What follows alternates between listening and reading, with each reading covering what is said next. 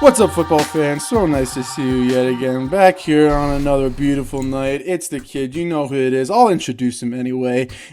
My name is Theo, aka the fuck Prince of Narnia, aka the young veteran. With here, as always, my boy, the Squiggle Master, Derek. How you doing, my guy? How you doing tonight? Yo, we're chilling. We're chilling. Good day. It was actually a very how should we say, sneaky good week of football. Sneaky good. I'm with that. I can get on board with sneaky good week of football. I think it was pretty good. I'm doing good myself. Before we get started, though, I want to say if you're enjoying the videos, please don't forget to like, comment, and subscribe. Really helps. Just say tell us what your favorite football player is. Comment down below your favorite football player right now in the NFL current day. I'm very interested. Let's see what happens. Sure, it could be on your team, could not be on your team. Just someone that gets your cockles rolling. Yeah. Let's jump right into it then, shall we? Week 8 already. How did we get here? We lived through weeks 1 through 7. Couldn't have said it better myself. Ever the fucking that's just how time works. Just like the football week, we're starting off with Thursday night football. With the Panthers going up against the Falcons. Even though the Panthers lost to the Atlanta Falcons and what ended up being a pretty good game, the Falcons defense actually made a stand and ended the game with an interception, which was a beautiful thing. I want to talk real quick about this Carolina Panthers defense. And even though they lost the game, they let up 25 points total. We have to recognize that the Falcons, up and down as they are a very good offense. Mm-hmm. And there's no doubt about that at this point. The Panthers defense played very impressively to me. And honestly, the thing that I kept thinking about when I was watching this Panthers defense, I kept saying a lot of the same things to myself that I was saying about the Steelers defense a couple of years ago. They're young, they're fast, they tackle well. They have talent all up and down the roster. Just some names that immediately come to mind is Brian Burns on the edge, who's a solid pass rusher at this point in his career. We got big Derek Brown. War Eagle. War Eagle. I mean, what more could you say about that? He's a real thick boy. Only his rookie year. And he still got double teamed on every single play. I mean, the Falcons' offensive line, it was clear that they game planned for him specifically. Shaq Thompson, a veteran linebacker who played there with Luke Kuechly and Thomas Davis. He was the odd man out, so he's been there for a long time, an established leader on this team. And then another rookie who's really standing out is Jordan Chin, who I'm hearing Defensive Rookie of the Year rumors about. I need to watch more Panthers games, and I need to review some Panthers film before I weigh in on that decision, but interesting name to throw out there for Defensive Rookie of the Year. Do you have any thoughts on the Panthers D? Oh, no. Yeah, I believe Chin, doesn't he have 8th or maybe the third most interceptions in the league or something like that? And most among rookies? Because I know that Antoine Winfield is getting a lot of hype around him because he's on the Buck. Jeremy Chin. I knew it wasn't Jordan. Oh. I knew Jordan sounded weird. So, but it's Jeremy Chin. Well, see, that just goes to prove how under the radar he was for me, that I didn't realize who he was. I'm just happy I got the first letter of the first name right. To be perfectly honest. Yeah. So Jeremy Chin, my apologies. I'm pretty sure he has 5 pass defend. How many interceptions does he have? He has 4 ints. 2. No. Which one? What? Oh no, he only has one. He only has 1 interception. He only has 1 interception, but he has 5 pass defense. That's 8th in the league, number 1 among rookies. That's what it was. I believe that was the stat. He's playing pretty good. 6-7 tackles as a fucking is it corner? Yeah, as a corner or safety. He's a safety. Yeah. Safety. 6-7 tackles. That's still really good for a safety. Especially a rookie safety. Half of the season, projected 130 tackles, roughly. Yeah, that's damn impressive. Yeah, he's playing really well. I think another one, Dante Jackson on the other side as a corner.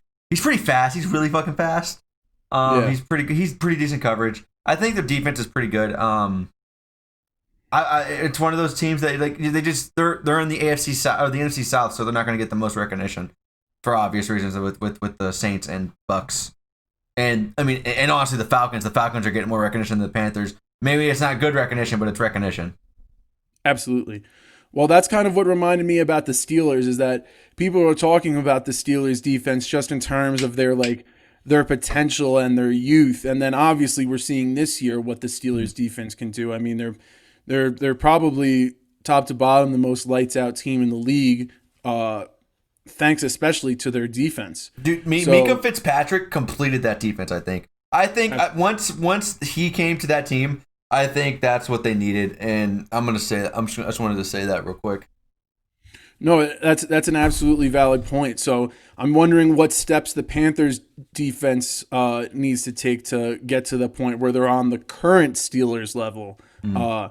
Maybe some splash free agency signing. Maybe it's just a matter of evolving the young players that they have. I'm happy that you brought up Dante Jackson because he's one of the names that I wanted to say but just forgot. They left him single covered with Julio a lot of the game. And, Julio had a monster game and the Falcons won, but the fact that they were that confident in the kid and he did hold his own sometimes, I mean, just Julio Jones is probably one of the best receivers of the past decade. Yeah. So tough to knock the kid on that one. Yeah, I mean, Julio, I think he had the most 100-yard seasons in his first 10 years or something like that, in the first 100 game, first 10 years I think it might have been. Whatever it was. And that's still counting because he's still and that's with him having multiple injury riddled seasons. Mm-hmm. Julio is going to go down as one of the best, I think. As he should. I personally think so. But anyways, yeah. So I think their defense is on the rise. I think their offense is sneaky good too. I'm just saying. But we'll leave it at that. Well, yeah, definitely the offense is sneaky good. When we talk about Panthers running backs, there's usually only one guy that comes to mind, but Mike Davis was another name that I wrote down from that Panthers-Falcons game because he really showed it all that night. He didn't have an incredible stat line that would blow you away. He didn't even score the other night, but he had a solid 5 yards a carry, and he fought for every inch of those yards. Whether it was power running, whether it was elusive running, he was breaking ankles just as much as he was catching bodies. I mean, Mike Davis has been an incredible replacement for one Christian McCaffrey, and I gotta think that even though the Panthers are 3-5, they still gotta owe those some of those wins to the play of Mike Davis. Yeah. And not only that, if I remember correctly, Christian McCaffrey is slated to return this week against the Chiefs. Yep. So to see what the Panthers look like now with the addition of Christian McCaffrey, even Christian McCaffrey at 80%, I mean, he's a problem. Yeah. So it'll be interesting to see how he comes back, how they keep using Mike Davis, which I hope they do.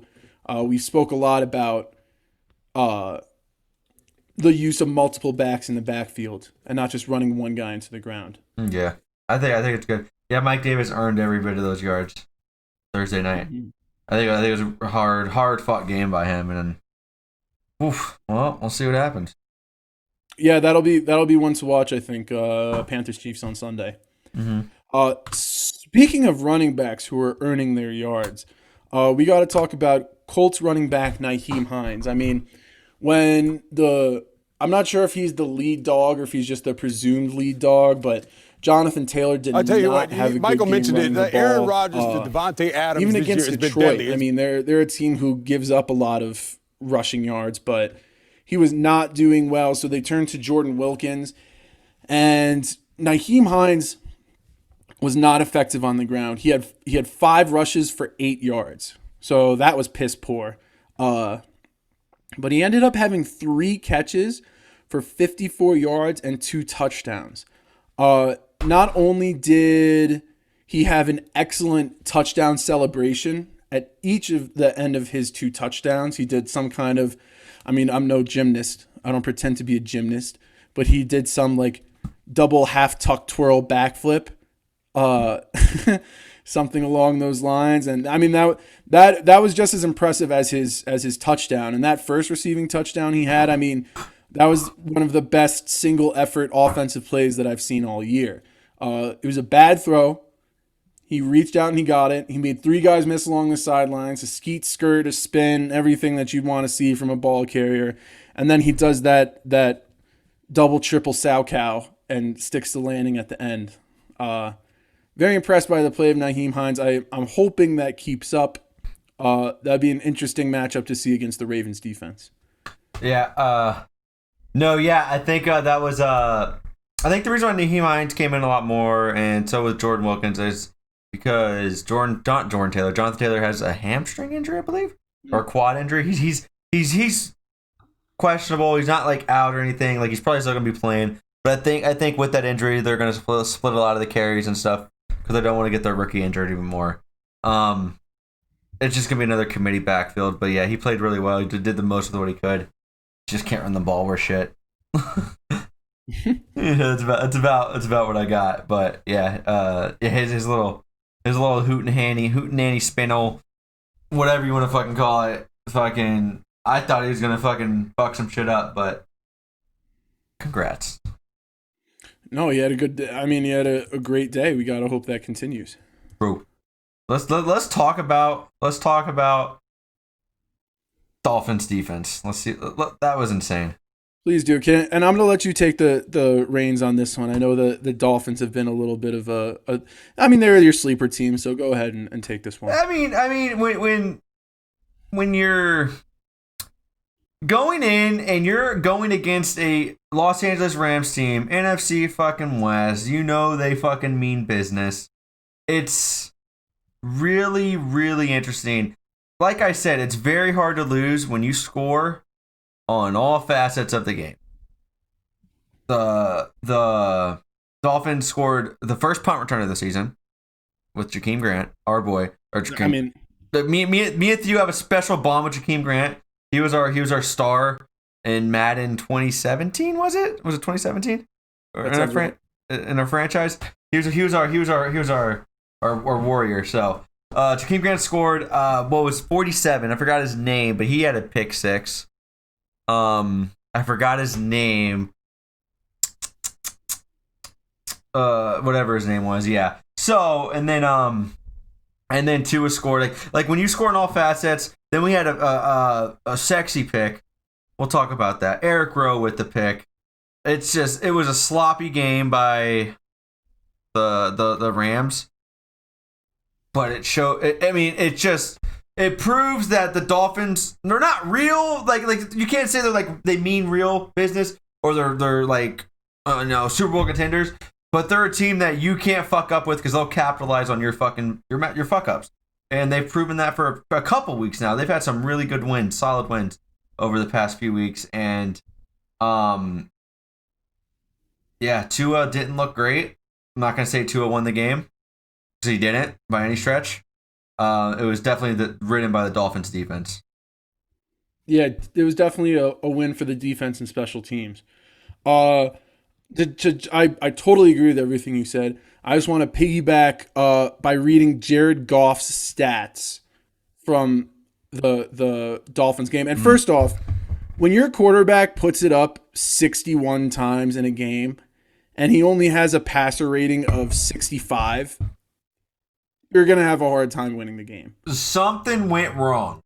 Something went wrong in the game plan. I mean, I've talked a lot about the Rams running backs, and I guess nowhere to be found. But he completed 57% of his passes for 355 yards, two interceptions, and 2 lost fumbles. So really, I mean, to have a 300-yard game, I mean, that's all he did well. Was he threw the ball a lot of times for a lot of yards, but I mean, you'd expect somebody that throws the ball 35 times to get at least over 300 yards. Like, to be completely honest, like yeah, true. Like, I mean, you could have said he was 35 for I don't know, and I'd have been like, yeah, he threw for 300 yards. But then when you say 35 for 61, that's almost 50%. That's about 55%, I'd say. 1 touchdown, 2 interceptions. You just did not have Not a good day over there and down there in Miami. I mean, he it seemed like he was seeing ghosts. Him To and take a Sam book out Darnold of this, talk. yeah, to take a page out of the Sam Darnold book, but Jared Goff was out here looking like, I mean, I don't know. He had a Jameis game if I've ever seen one. Except he didn't throw multiple touchdowns. So True. So, I don't know. almost a Jameis game. Dolphins defense on the rise, just like the Panthers. Dolphins are rebuilding nicely. I'm gonna say that right now. They're doing a lot of things right, but we'll talk more about the Dolphins here in a little bit. Absolutely. Jumping from your sleeper team over to my sleeper team, the Denver Broncos won a thrilling game against the Los Angeles Chargers. I mean, if this game matches up to the games that we're going to see in the future between these two teams, I could watch Locke versus Herbert. I could watch that every single week of the season and be a happy little camper. If this is how the first meeting turns out, I mean, 31-30, it was a close game. The Broncos won on a game-ending touchdown drive. Just a beautiful thing. Drew Lock, I mean, a lot of things went well for the Broncos, but Drew Lock really stood out to me. His athleticism, his leadership. He threw for 3 touchdowns, 248 yards. I mean, he just played a solid game. Only he did have an interception, but if you're putting the ball up, it's gonna get taken away eventually. Defenses are too good. Drew Lock was very impressive. I also want to put his name forward as the spiciest quarterback in the NFL. If there's another one out there, then let me know. We were talking about this, and I do agree with the NFL, but I don't agree with in the NFL. I still think the spiciest fucking player in the NFL is Cole Beasley. I still think this. If you put a rap album out and you're an NFL player and you're fucking 5'9", whatever you are, a little short white dude that fucking Tom Brady loves, you're putting rap albums out there, you're fucking the spiciest white. I'm just gonna say that. I mean, I have no problem putting Cole Beasley up there. All I'm saying for Drew Lock is he's the spiciest quarterback. Oh yeah. If we're talking spiciest players in general, I mean, I would definitely have Cole Beasley there. I also, for your credit, you didn't say him, but I'll say it for you. Yeah. I mean, Travis Kelce. I mean, start at the haircut and then work your way down from there. I mean, that's spicy to the 10th degree. But I didn't want to say him, but I knew you were gonna say it. But I thought he was, man. But once you told me about Cole Beasley's album and stuff, I was like I don't know how you can beat it. Like maybe he's like the most undercover spicy. Because like you wouldn't tell on the field from on-field performances, or like whether it's dancing or stuff like that. And honestly, like even on field, you could see him being spicy in the way he runs around on the field. I would say he's a quicker than fast kind of guy. Mm-hmm. Yeah, you could maybe see a little bit of spice on the field. But I know that was a big divisional matchup for you. I assume that you at least turned in to see a little bit of it. Do you have any thoughts? That was one of my favorite games I've watched this week. I'm very excited.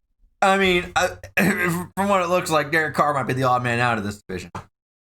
Fucking from what it looks like, because everybody's playing very well in the division. I mean, Drew Lock really hasn't been playing that well. Like he played well against the Chargers, but Drew Lock also has had like a lot of injuries to his core players. Especially like Courtland Sutton gone, Noah Fant's finally back.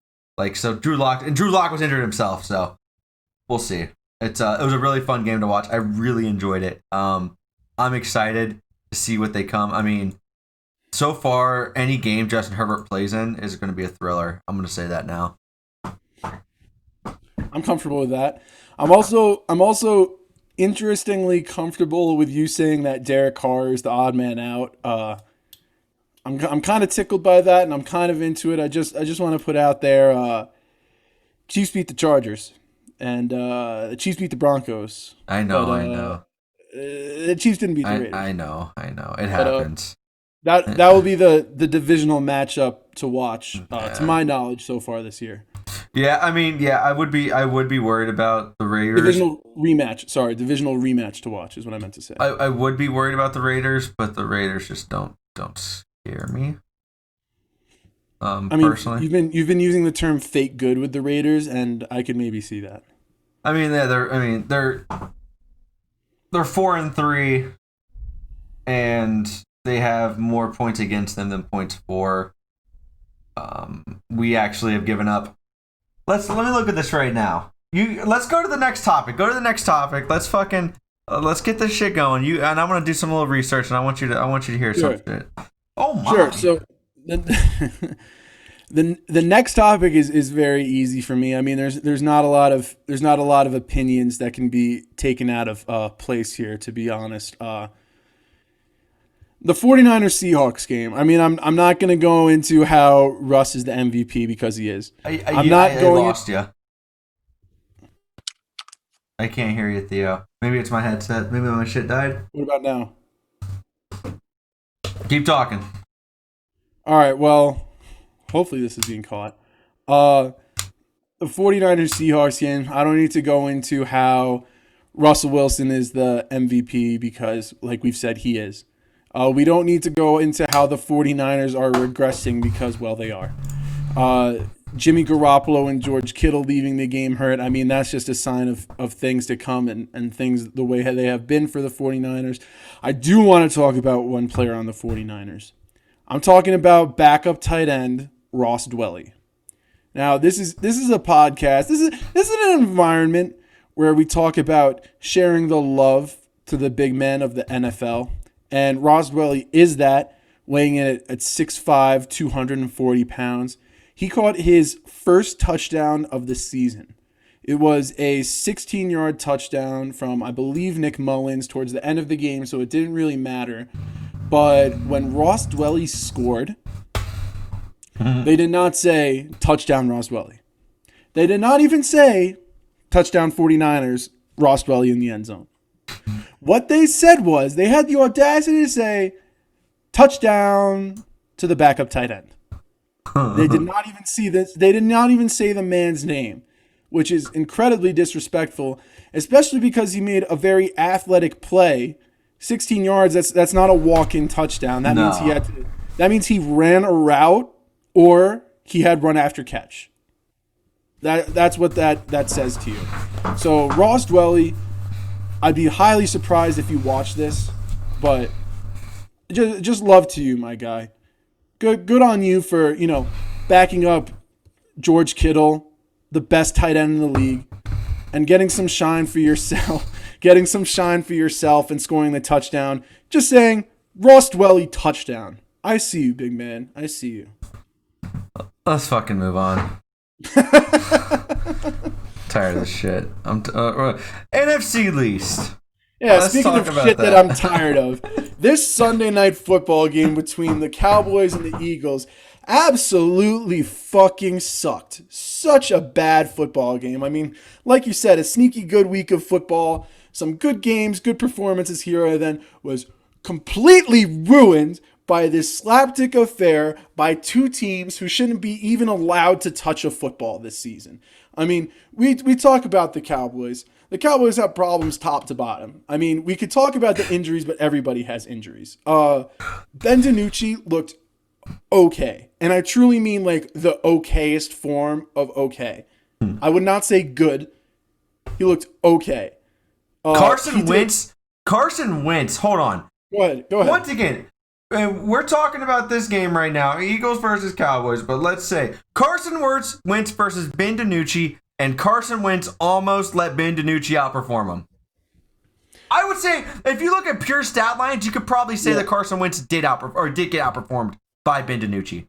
That's what I was going to say. Carson Wentz had 4 turnovers. He fucking sucks. To the Cowboys. I mean, the Cowboys, I think they had 3 or 4 turnovers going into the game. So he was literally like, there's takeaways where the defense like reads a route and takes it away, or they make a big hit on the quarterback and take it away. Those were what we call giveaways, where Carson Wentz was like, oh, here you go, Dallas. I see you guys are struggling lately, so I'm just going to lollipop one up for fucking Trayvon Diggs to come down with. So Carson Wentz was slapdicking around, playing like he did not want to win the game. And somehow they still won the game. Yeah. That just goes to show you how bad the Cowboys are and how bad the Eagles. Like that game should have been a slaughter. The Eagles, I mean, like I said, everybody has injuries too, but the Eagles, that should have been a blowout victory. Yeah. Fuck the Eagles. Fuck Carson Wentz. I still hate Carson Wentz. Fuck Carson Wentz. Yeah. I mean, since you've said that, I haven't seen anything where I'd want to argue with you. Like he is not like Jalen Hurts fucking 2021, maybe even towards the end of 2020. Let's fucking be real. The only reason Carson Wentz is still starting because they're first in the division with 3 wins. Truly. I think the craziest part is I think the best quarterback in the NFC East right now is Alex Smith. I mean, I couldn't argue. He's like the only guy who would like not lose. I mean, you don't want a guy to go out and like win the game and like throw 400 yards and 5 touchdowns. Alex Smith is the only guy who could go out and try to not lose. Right. So fuck it, man. Fuck the NFC East. As a supporter, a member of the NFC East, if you will. Fuck the NFC East. Once again, the NFC East. I mean, we said it week 1. Yeah. Either they're the favorites for the Super Bowl or they're complete dog shit. I think we also said the NFC East or West was going to be the strongest division week 1. Yes. Pretty sure we said that as well. So I mean, NFC best, NFC least. 2 for 2. It writes itself. So, all right. What's your thick boy play of the week, Theo? Well, I'm very excited about my thick boy play of the week. My thick boy play of the week comes out of the Bills-Patriots game, which was an excellent game, back and forth. I mean, even with the Patriots not playing so hot, it was still a pretty close game. As the Patriots went down the field to win the game, Cam Newton, I mean, what can you say about Cam Newton, especially running the ball? Truly in a league of his own in terms of running the rock. Even at this point, if he retired tomorrow, he would be one of the best running quarterbacks of all time. Mm-hmm. I feel very comfortable saying that. However, on Sunday, as he was leading his team down the field, a field goal would have tied it and brought it to overtime. I'm talking about 6'3", 292, defensive tackle Justin Zimmer. Mm-hmm. Coming from where? Miami? No. LSU? No. Bama? No. I'm talking Ferris State. Ferris State. Justin Zimmer. I mean, he made the play of the game. It was his first career forced fumble in the NFL. And it was a pretty good time for it to happen. I mean, I could leave all the measurable stuff out. I could leave the college out. He wears number 61. Okay? You do not get to wear number 61 if you are not a thick boy. So, much love to Justin Zimmer making the play of the game, the play of his life against one of the premier NFL players of the last 10 years to give your team the win and for the Bills to beat the Patriots for the first time in like 4 years, I think. Hell of a play. Hell of a play. Love to see it. Justin Zimmer, you're the reason why we have thick boy plays. I totally agree. That's our boy. That's our boy. So, I'm going to switch over to the headset because my AirPods died. It's all good. That'll get you. So, we're going to switch over to the headsets, but that's fine. So, you can't, like if you could force a fumble on Cam Newton, you had a great day. Like, regardless, he's still, like you said, like one of the best runners, definitely most physical quarterback to run the ball by a long shot, I would say. I don't think I could think of any quarterback as physical as he was or is. So props on you, Justin. Props on you. So you have a thick boy play, my guy? Yes, I do. It is from the good old Dolphins defense, Christian Wilkins. Getting a pick. And not only getting a pick, this man lines up on the line, doing his thing, everybody's like, oh, he's gonna rush the passer. He's gonna rush the passer. I don't know how big he is. Let's get a stat check on it. Christian Wilkins size. We'll call it size. He is 6'3", 315 pounds.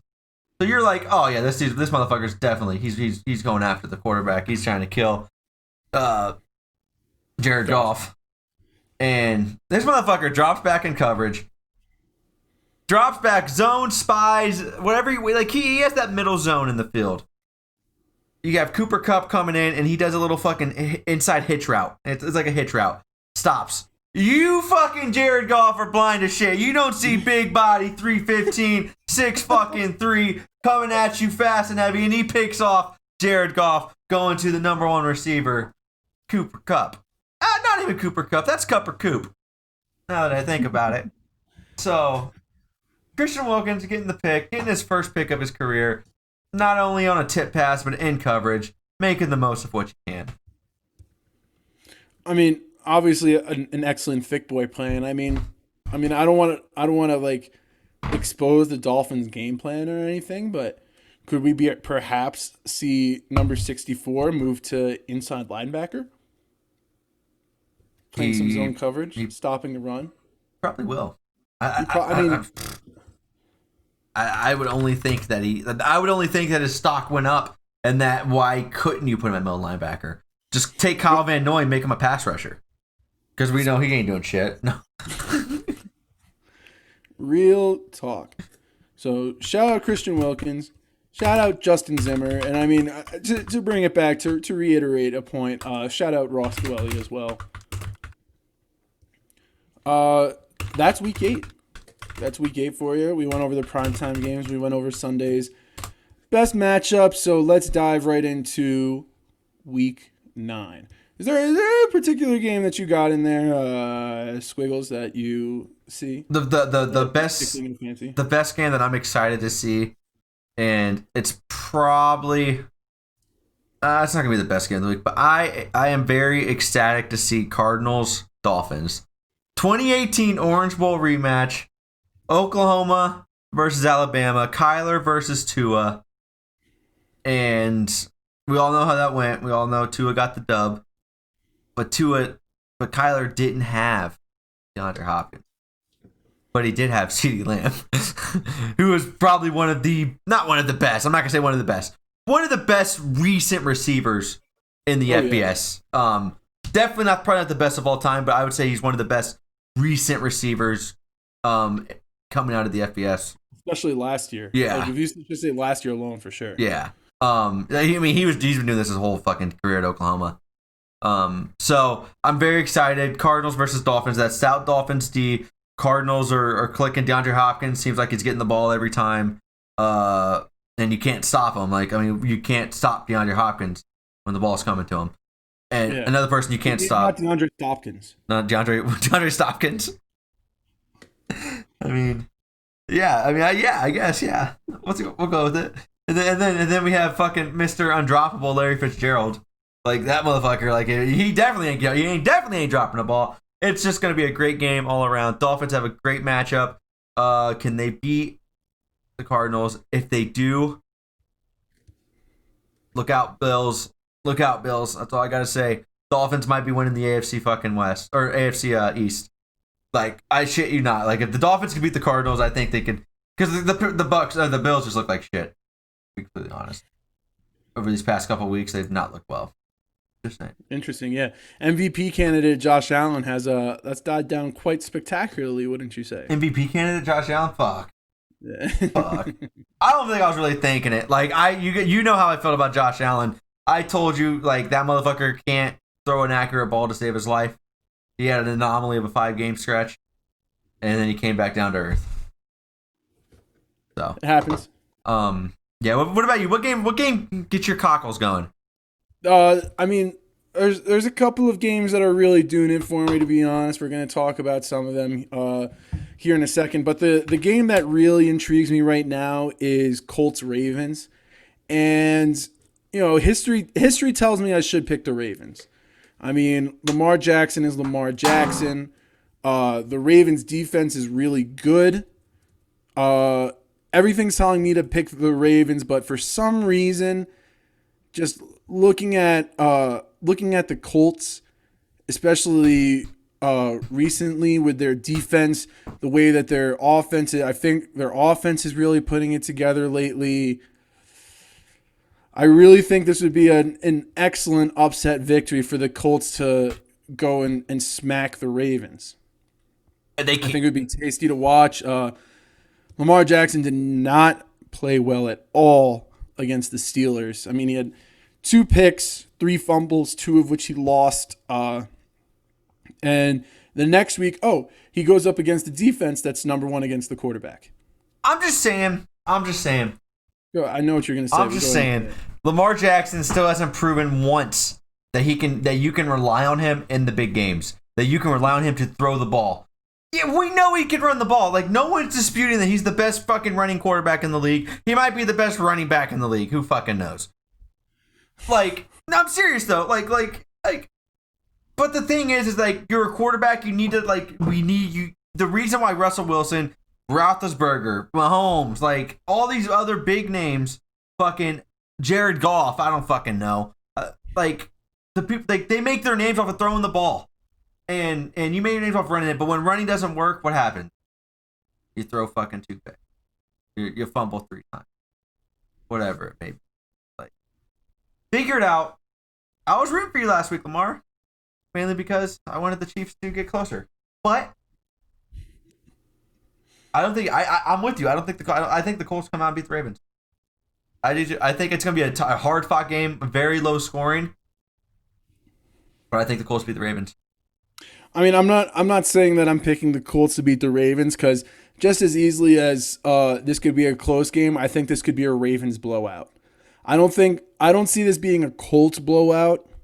I think if the Colts are in this game, they make it low scoring. If it turns into a shootout, I got to pick the Ravens.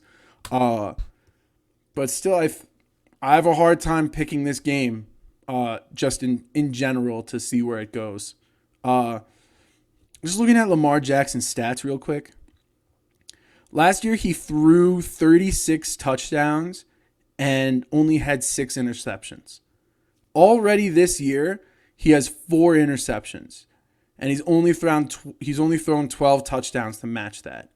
So he's on pace for 24 touchdowns, 8 interceptions.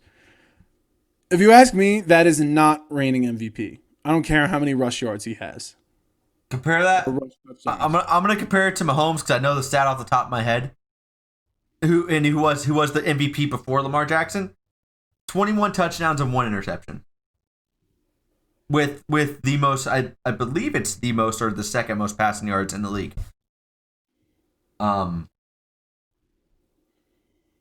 Be consistent, I guess. I don't know. I'm really just not liking Lamar Jackson as of late. I'm really not. I mean, it doesn't seem like he's giving you a whole lot of reasons to like him. Like, fuck, man. Like, come on. No, but I will say this. Philip Rivers has been playing great football. Great football. You say he is or he isn't? He is. He is playing great football. So right now, Philip Rivers' stat line is 69% completion rate, 1,860 passing yards, 10 touchdowns, 6 interceptions. Philip Rivers has had interception issues for the past fucking his whole career. But he is still known as one of the premier quarterbacks. He is still he is playing really well. 69% completion rate is not what Philip Rivers is like. Like I wouldn't have expected that from him this year, especially on the Colts like that. But he's also been hit the least amount. That line, like that's why he went to Indianapolis, so he doesn't get destroyed like he did in LA. Like I think that if you give Philip Rivers if you give anybody time in the pocket, they could do well. But if you give Philip Rivers time in the pocket, a methodical quarterback like he is, I think that you're in for trouble. And if you go down early, the Colts, don't worry, because once you get Philip Rivers mad, you don't want to see Philip Rivers mad because he turned the corner on you. Well said. He might be the most like the guy that you don't want to piss off most in the NFL.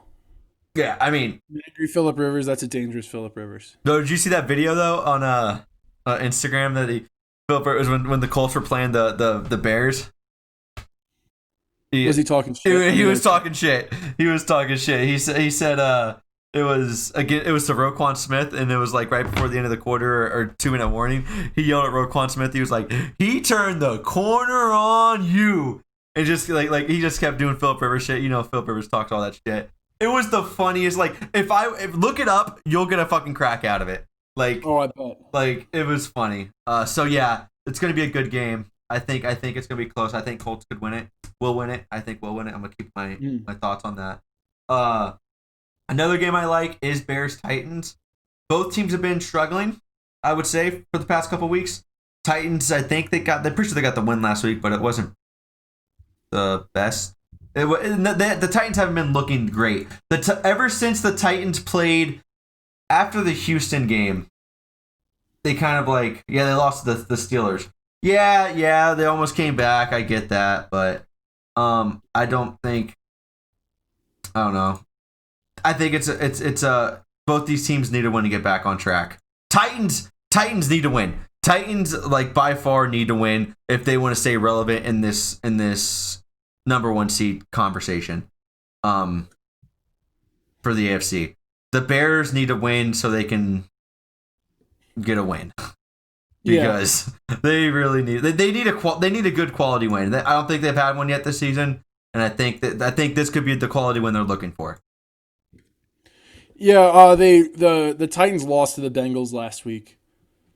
So that is definitely a bad loss for a team.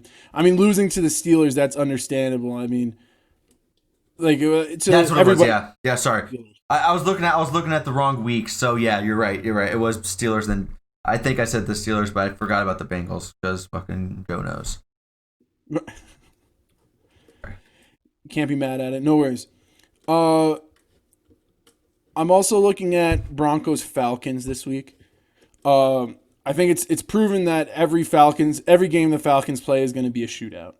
So to see Drew Lock and I'm going to say my boys, even though the Broncos aren't my team. I'm not claiming to be a Broncos fan. I'm saying my boys in terms of sleeper team and guys that I really want to do well so I can, pat myself on the back at the end of the season. To see Drew Lock and my boys go up against the Falcons, and I think that's going to be a really nice, high-scoring battle. I'm not saying that the Broncos' offense is on the same level as the Falcons' offense. I think when the Broncos are all healthy, it's not on the same level. But I would love to see that be a shootout between two solid offenses. That one gets me foaming at the mouth a little bit. Yeah, I'm pretty excited about that too. I think that one could be a good one.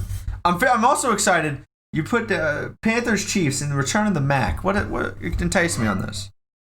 Well, Panthers Chiefs. I mean, if this game was 2 weeks ago, then I probably wouldn't have looked at it too much. But which I'm assuming that he is, that's what I'm seeing everywhere. If I'm seeing Christian McCaffrey is supposed to return and play in this game, I think this could be one to watch. Mm-hmm. I know that Teddy Bridgewater and Christian McCaffrey, obviously they don't have a lot of chemistry together.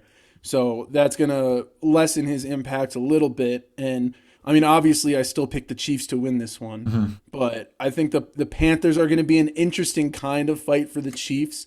I think that this is going to be an opportunity for the Chiefs to play against a lower team. Like a lower ability team. I feel comfortable in saying the Panthers aren't as good as the Chiefs, but this is a team that wants it. Trap game. And is play hard. No, not a trap game. Maybe not a trap game for the Chiefs necessarily, but maybe it's it's a true big dog and underdog kind of thing. David Goliath. If the Panthers win this game, it would for sure be a huge upset. And that would get the Panthers on the map 150%. That would get the Panthers on the map. I think they're a good matchup against each other. Maybe between the Panthers offense and the Chiefs defense.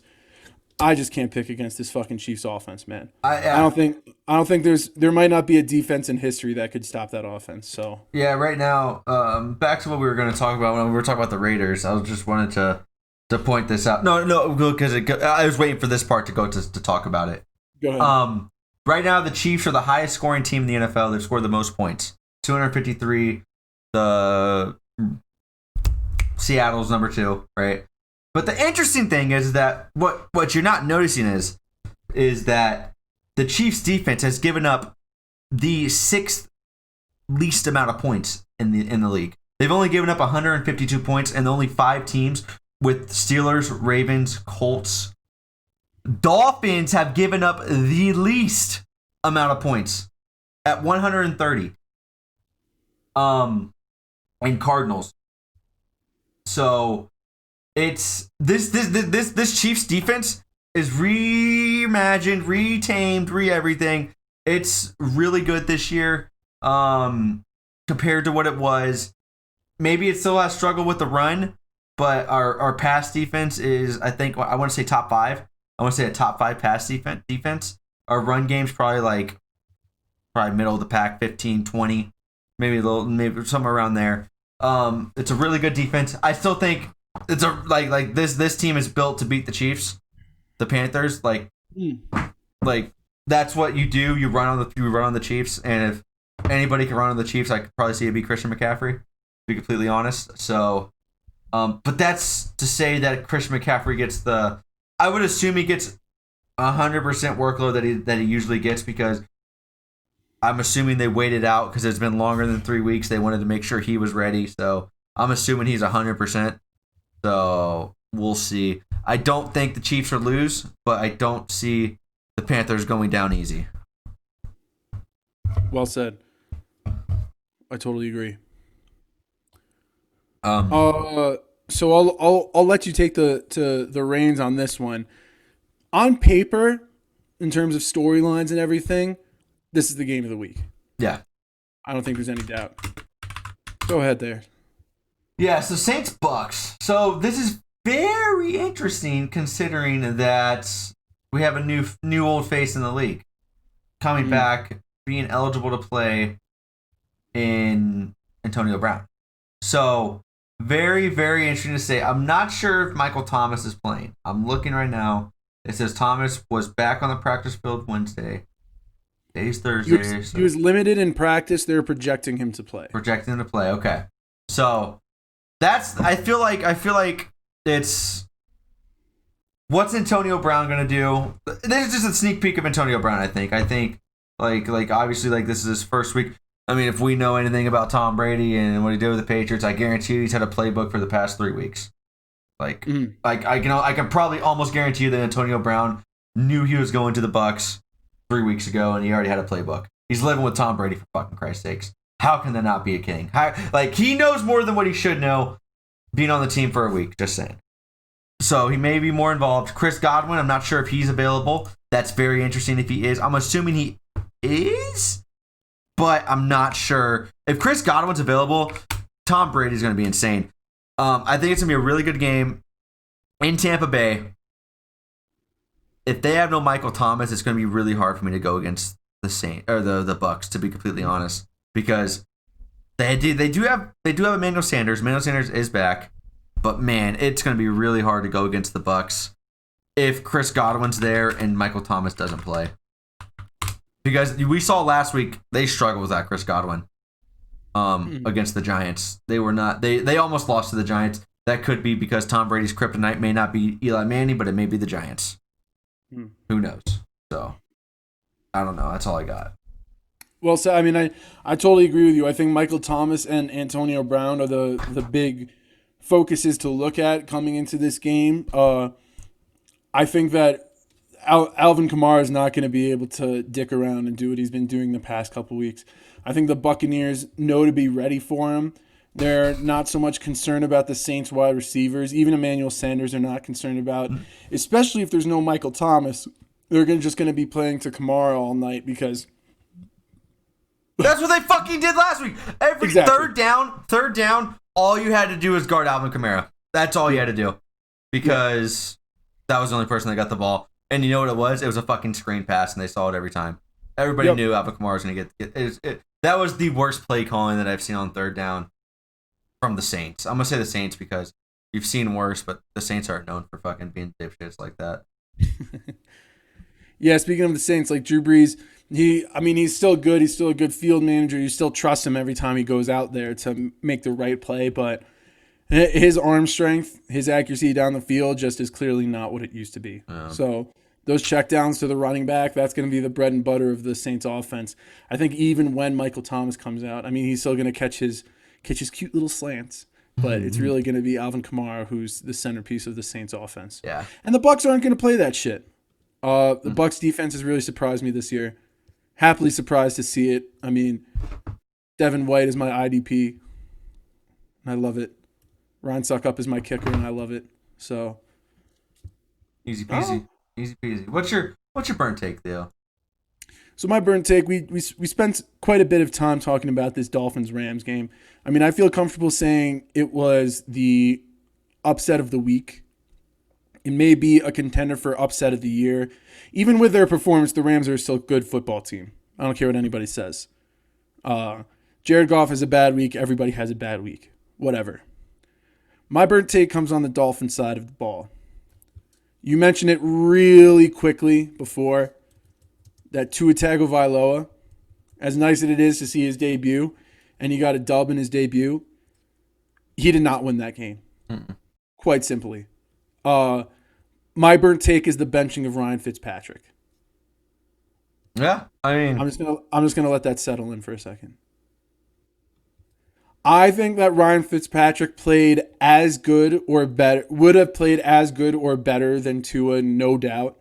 I mean, you could say that Tua's stats weren't that great because he was getting the ball out quick 4 yards an attempt.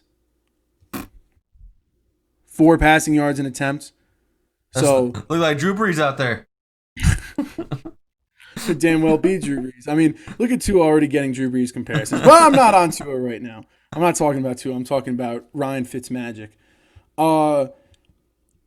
If Tua is the quarterback of the future, which everybody and their mother knows that Tua is the future quarterback of the Miami Dolphins. If you want him to be the future, then you need to let him develop. Just regardless with any young quarterback, you want them to watch games. You want them to be practicing and to be involved with the game plan and the decision making, but you don't really want them playing in the game. Right.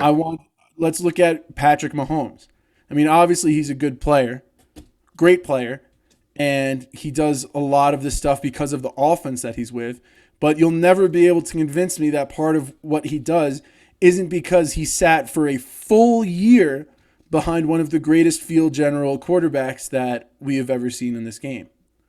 He sat, he watched, he learned. And clearly the Dolphins show that they don't want Tua to sit and watch and learn. They want to throw him out here to the dogs to make his NFL debut against Aaron Donald and the Rams. Are you kidding me? I would say that for any quarterback, like I said, for Mahomes, I think Trubisky was dog shit, but I think he would have been a little bit better if there was a better quarterback who was sitting above him, not Mike Glennon, who he could sit and watch for a whole year. I think he would have been better than he was. He might still even be the Bears starting quarterback. So I think this is a true case with any quarterback in any situation throughout the league. Yeah. But specifically, Tua Tagovailoa, who had an extremely devastating injury to end his last season of football, you're going to throw out there to play games that really you don't need him to play. Fitzpatrick was playing good. The Dolphins were saying that. The Dolphins were saying our team is playing good and we want to capitalize, so we're putting Tua in. This move, I'm going to make a prediction right now. Call this a bold prediction, call it not, whatever. We did not see the last of Ryan Fitzpatrick in Miami. He will play again this year. Whether it's because they pull Tua, whether it's because Tua gets injured, I'm saying Ryan Fitzpatrick takes the field again. I could see it because that's what Fitzpatrick's known for. No offense to the guy, but there's controversy around the quarterback everywhere he goes. We saw it in we saw it in for 2 years in Tampa Bay, New York Jets. Like he was fucking doing like it was. I think everywhere he goes, because everybody knows he's a good quarterback. He's a really good quarterback. Maybe not consistent, but he's good. So I could see it that he comes in he starts again in sometime this season. I mean, it would only make sense. And I really want to put this out there that my burnt take is not anti-Tua. It is pro-Fitzmagic. This is one of those things. It was like the Myles Garrett burnt take I said a couple weeks ago. This is a situation where I would love to be proven wrong. Mm-hmm. I would love to see Tua come out and light it up in his next couple games. The next 3 games that the Dolphins play are at Arizona, at home against the Chargers, and at Denver. Those are perfect proving grounds to show your coaches, to show the fans, to show the league in general that you are that dude and you deserve to be the starter over the reliable, proven, and trusted starter, veteran, in Ryan Fitzpatrick. True. So I would love to be proven wrong with Tua like I was proven wrong with Myles Garrett. And yes, I was proven wrong with Myles Garrett. I'm a man. I'm 40. I can admit when I'm wrong. It's all good. But Tua, you're on thin ice. You're on thin ice, bud. 93 yards and a touchdown. That's an okay game. That's a below average game. He didn't turn the ball over. He played the whole game. He was on there the whole time. 54% of his passes were completed. It's okay. I'll give you that. I need to see more than that. I need to see more than okay for me to think that it was okay to take out Ryan Fitzpatrick. It's true. Sweet. Yeah, I like it. So I don't have a burnt take because I really disagree. I like this burnt take so much. So no, but I don't have a burnt take this week, unfortunately. I was on the struggle bus this week. So, but yeah. Fuck. All right, y'all. That's the episode. I fucking love you. We're gonna get out of here. Oh, right. Going on right now during the time of filming, I should just shout it out. The Packers are taking on the 49ers. It is 7-3 at the top of the second right now. That's why I'm wearing. Clay Matthews. It's a beautiful alternate jersey. Love to see it. Should have wore mine. Devontae Adams has been the guy. I've been loving me some Devontae Adams. He already has 50 receiving yards and a touchdown in the first quarter. So, looking for big things as usual from that kid. No, yeah, he's fucking balling. So, all right, y'all. We're getting out of here. I fucking love you. Peace.